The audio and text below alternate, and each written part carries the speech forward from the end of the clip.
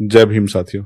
जैसा कि आप सब जानते हैं, मुझ पर कुछ गंभीर आरोप लगाए गए हैं। मैं इस मुद्दे पर सोशल मीडिया या पब्लिक प्लेटफॉर्म पर कोई अनाप शनाप टिप्पणी करना सही नहीं मानता। मेरा धर्म है, मेरा फर्ज है कि मैं ऐसा कोई शब्द न कहूं जिससे किसी बहन बेटी की गरिमा को ठेस पहुंचे। इसलिए साथियों, मैं फिलहाल ज्यादा कुछ नहीं कहूंगा, लेकिन इस वीडियो में 5 ऐसे सवाल रखे गए हैं जो बहुत जरूरी हैं। ये सवाल हर उस शख्स के मन में उठते हैं जो सच्चाई को जानना चाहता है। आप सबसे विनती है, इस वीडियो को आखिर तक देखें, समझें और सोचें, और जितना हो सके इसे अपने व्हाट्सएप ग्रुप्स और सोशल मीडिया पर शेयर करें ताकि सच्चाई हर इंसान तक पहुंचे। और हाँ, हमारे छोटे भाई के चैनल को लाइक और सब्सक्राइब करना मत भूलिएगा। यही हमारी ताकत है, यही हमारी आवाज है।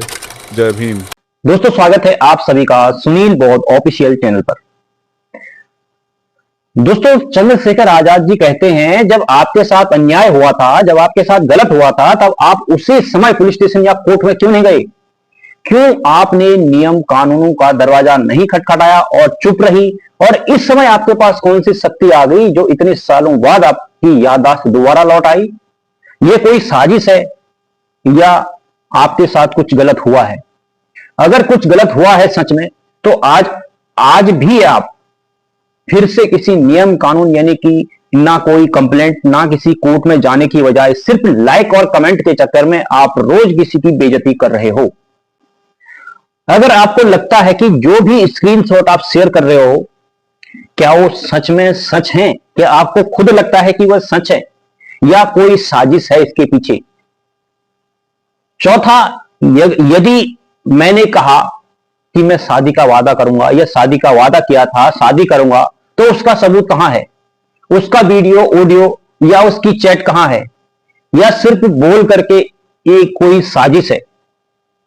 दोस्तों, ये कुछ सवाल थे चंद्रशेखर आजाद जी के जो मैंने आपको दोस्तों, मैं कुछ अपनी तरफ से पेश कर रहा हूं जो मैंने इनके ही मैसेज से पढ़े, और मुझे ऐसा लगता है कि इनके जो मैसेज हैं उसी मैसेज में इनका सवाल है और उसी मैसेज में इनका जवाब है। अब आप देखिए, इन्होंने एक मैसेज में लिखा हुआ था कि पहले जब इनकी शादी होने वाली थी और इनकी शादी फिक्स भी हो गई थी, सब कुछ अच्छा चल रहा था और ये अपने ससुराल में भी गई थी, तो उसके बाद जब इनके विदेश जाने के लिए, पढ़ने के लिए इनकी स्कॉलरशिप आने वाली थी, तो विदेश जाने की वजह से इनके ससुराल वालों ने इनकी शादी करने के लिए इनकार कर दिया और इनकी शादी टूट गई और ये विदेश चले गए। इन्होंने ये अपनी मैसेज में खुद कहा है और ये है 2019 या 20 की बात, ठीक। और दूसरे में जब ये कहती है कि 2020 में मुझे स्कॉलरशिप मिली और मैं स्विट्जरलैंड चलेगी पढ़ाई करने के लिए, और स्विट्जरलैंड से मैं वापस आना चाहती थी, मेरा मन नहीं लग रहा था, मैं 2-3 महीने तक या 1-1.5 महीने तक रोती रही। दूसरा, दोस्तों, ये कहते हैं कि मैं 2020 में मुझे स्कॉलरशिप मिली और मैं स्विट्जरलैंड पढ़ाई के लिए चली गई, मेरा मन नहीं लग रहा था, मैं वापस आना चाहती थी, लेकिन सरकार की ऐसी नीतियां हैं कि अगर जो वापस आ जाएगा तो ब्याज के साथ उस पैसे को वापस ले लेते हैं, तो इस वजह से मेरी मजबूरी हो गई थी वहां रहना और मैंने 3.5 साल वहां रह के अपनी पढ़ाई पूरी की और मैं इंडिया नहीं आई। और दूसरे सवाल में आप कहते हैं कि मैं चंद्रशेखर आजाद के साथ जो है 2021 में मिली थी, तो 2020 में आप स्कॉलरशिप लेके स्विट्जरलैंड चली गई, 3.5 साल आप वहां रह के वापस आई थी, तो उसके बीच में जब 2021-2022 की बात है, जब आपने कहा कि शारीरिक शोषण हुआ था, तो उस समय तो आप यहां थे ही नहीं। ये आपके मैसेज से कह रहे हैं, हो सकता है आप दोबारा बीच में आए हों, लेकिन जो अभी की बात है वह हम इस समय बता रहे हैं, जो आपके ही मैसेज में आपके सवालों के जवाब हैं। दूसरा, इन्होंने कहा कि जब मैं इनके साथ रिलेशनशिप में थी, मुझे इनके परिवार के बारे में नहीं पता था, ये शादीशुदा थे ये भी नहीं पता था। तो पहली बात, जब भी आप रिलेशनशिप में होते हैं, आपका भरोसा होता है, आपका विश्वास होता है, आप किसी का भी recording, screenshot, video recording, video call की रिकॉर्डिंग ऐसा नहीं करते हैं। ऐसा वही व्यक्ति करते हैं जिसको अपने रिलेशन पर भरोसा नहीं होता है, बाद में उसे पता होता है कि इससे पीछे हम साजिश करेंगे।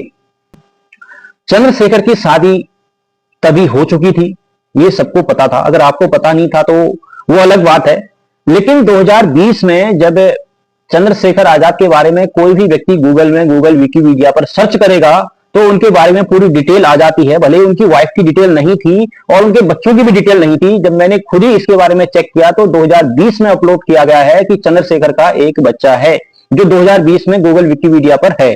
क्या आपने किसी भी सोशल मीडिया पर चंद्रशेखर आजाद के बारे में सर्च नहीं किया और जानने की कोशिश नहीं की?